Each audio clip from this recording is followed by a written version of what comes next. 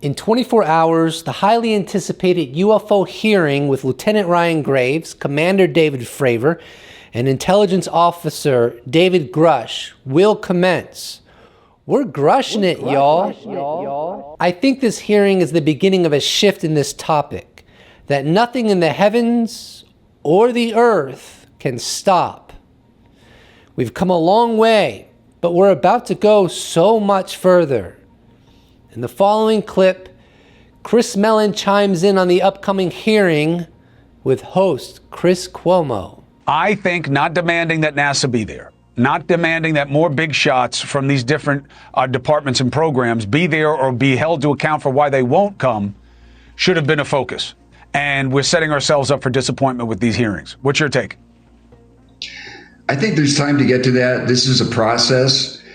The objective here, I think, and the opportunity is for the American people to come to better understand why it is that so many in Congress actually take seriously the idea that there are UFOs, UAP, that are violating U.S. airspace, and the associated rumor, allegation that we may have in our possession off-world technology recovered from someone else's space program. And those are things that are hard for people to get their minds around. So the upcoming hearing can be looked at as a preparation for the great shift that we're all going through, in my opinion. It will whet our palates for what's to come. If we are to perceive disclosure as a process, well, we're pretty far into it. We've gone from objects in our skies and seas that exceed all known technology and are of unknown origin to, by golly, alien spacecraft have crashed and landed, sometimes have been abandoned, and the US government has possession of such alien spacecraft, including possession of the remains of alien pilots. All right, let's deal with Grusch. Do you think he can name names and say more than he has said publicly before? Do you think any of these guys who are testifying can say more than they already have? I mean, that would kind of be the starting line of these hearings being progress. I expect Dave will provide some new information that we have not heard before. So that's good news. I'm going to share with you excerpts from space.com, people.com, slate.com, and foxnews.com. All major publications, and all the excerpts are from articles that dropped on July 24th. Many other articles from other major publications published on July 24th on this issue as well. So the new proposed UFO legislation, the upcoming UFO hearing, and the UFO issue in general has been getting incredible news coverage. This bodes well for the impact this upcoming hearing is likely to have on the zeitgeist.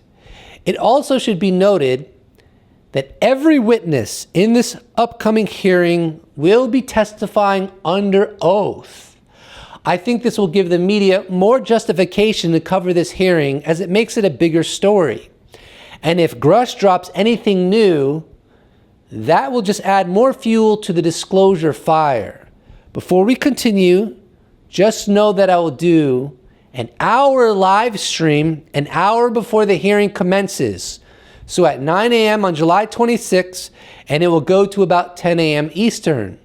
Link to the upcoming live stream is in the description below, and it is the first link. Please set a reminder for it. Let's get to those citations. From space.com. The U.S. Congress is holding UFO hearings this week. What might we learn? Quote, the chorus of voices calling for the U.S. government to spill the beans on possible alien visitation of Earth is louder than ever. But are we ready for such a revelation? If you follow the complex and perplexing world of unidentified flying objects, now tied to the term unidentified anomalous phenomena, or UAP, then you're aware that we may be inching toward full disclosure. What that means is uncorking the bottle filled to the brim with an elixir of truth, say disclosure activists. that Earth has been on the receiving end of exotic craft of off-world origin. Even more, there are allegations of a covert U.S. government reverse engineering program set up to essentially write an operator's manual on how these alleged anomalous vehicles function. From people.com. Congress moves to expose evidence of UFOs in rare bipartisan effort. We're done with the cover-up. Quote, since Grusch raised his voice, Tennessee Representative Tim Burchett has led the charge to bring the UFO discourse into public view.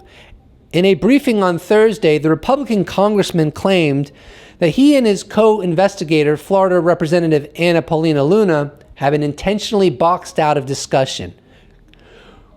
We've had a heck of a lot of pushback about this hearing, Burchett, 58, said in a briefing on Thursday. There are a lot of people who don't want this to come to light. Appearing 2 days later on Fox News, Burchett further pushed for greater transparency on the question of alien activity. We've requested documents. We've gone to interview pilots and been stonewalled by our Pentagon. It's ridiculous. It's been going on since the 40s, Burchett said. We are taking the gloves off. From Slate.com. We're about to find out what we really know about UFOs. Nothing will ever be the same again. Quote, all of these narratives have one thing in common, an understanding that if we discover the existence of intelligent alien life, nothing will ever be the same again. As Sagan wrote in his 1985 novel Contact, an awareness of extraterrestrial life would serve to inculcate the power of the planetary perspective. It would, as Sagan told Studs Terkel in 1985, deprovincialize humanity. In other words, we'd experience ontological shock. This ontological shock would be different from mere discovery or invention. It's not even synonymous with what the philosopher Thomas Kuhn called a paradigm shift, when scientific consensus is amended by some revolutionary new theory. Rather, it's an apocalypse in the sense of the word's original Greek meaning of unveiling, whereby the true nature of reality is radically altered. In light of the reporting in the debrief and the steps towards disclosure being taken in Washington, it's reasonable to say that we should prepare ourselves for the possibility of that very experience. From FoxNews.com, UFOs, is the government hiding something? Quote, yours truly asked Representative Carson if he could deal with learning that the alleged aircraft are otherworldly. Carson chuckled. I'm a Muslim. I'm a black man. I'm from Indiana, said Carson. I can deal with a lot. I want to get back to that Chris Cuomo interview with Chris Mellon. In the following clip, Chris Cuomo brings up a really important point. He asks how apt it is that people within the DOD investigating whether or not there is an illegal UFO crash retrieval program are actually going to essentially turn themselves in and announce that this kind of illegal activity is taking place. Therefore, we need another mechanism to investigate potential wrongdoing. These guys are never going to tell on themselves. You can't expect anybody to come forward from these agencies unless you're going to get like the Secretary of Defense and be like, listen, brother, you know, and now you're going to tell us, or you're not going to be the Secretary of Defense anymore. Doesn't this have to be done by Congress, or God forbid, doesn't this have to be done by some external body, not themselves? Isn't it an obvious determination that they're going to come up saying, yeah, you don't need to know? Chris. Absolutely agree. This is one of the problems. So this office that is leading the investigation was originally created to organize the collection of information about UAPs and orchestrate a coherent, rational inquiry on the part of the government, not this issue about recovered technology. They added that on later, and now there's a problem because there's an inherent conflict of interest. This is like asking the Reagan administration to investigate the Iran-Contra affair.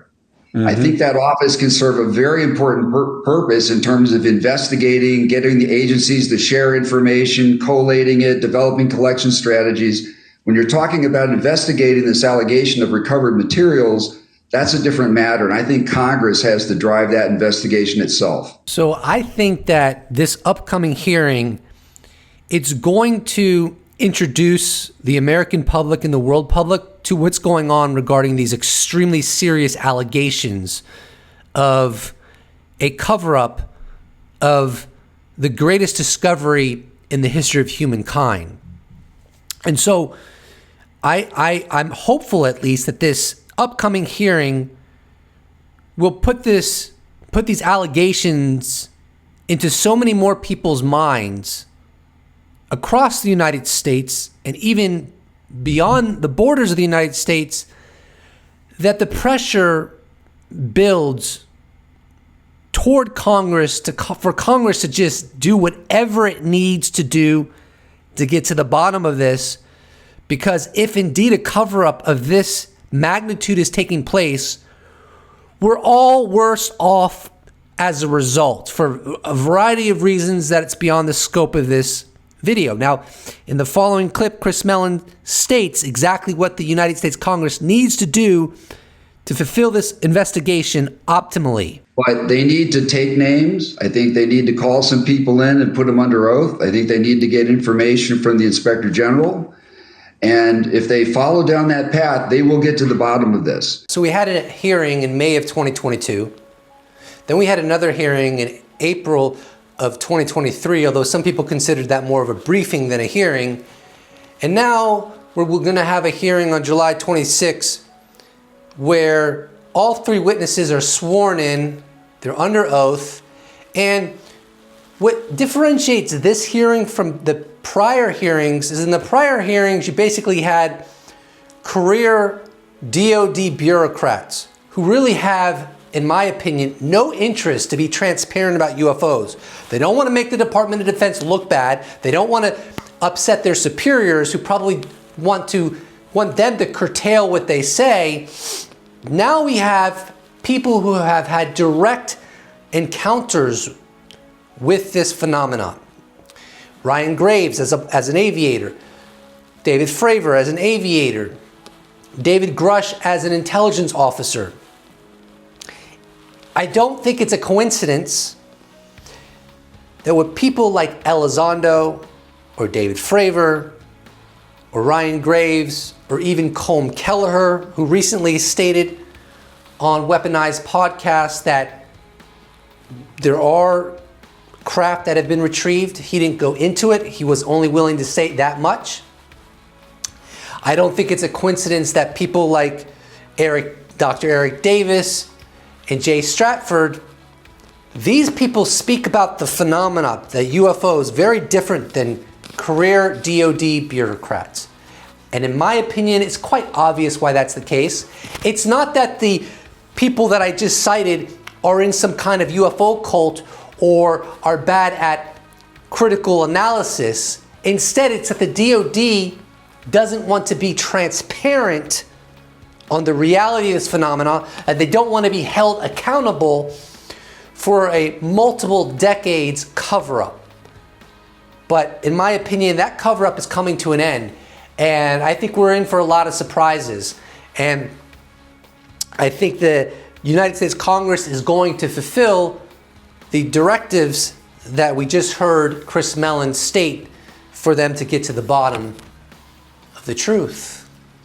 This hearing is going to be explosive, in my opinion, and it's going to make waves, and it's going to put the United States government in a tight spot.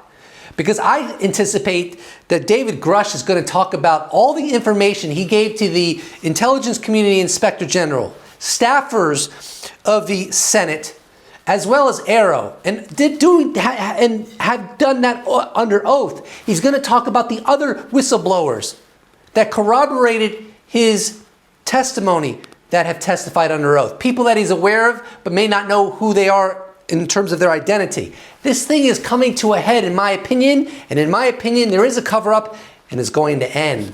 And in that light, ladies and gentlemen, we're going to play the disclosure flute, because I know y'all love the disclosure flute, and I think now is a good time to do it. I will help to prepare your soul, and it will help to usher in a post-disclosure world. Let's do this.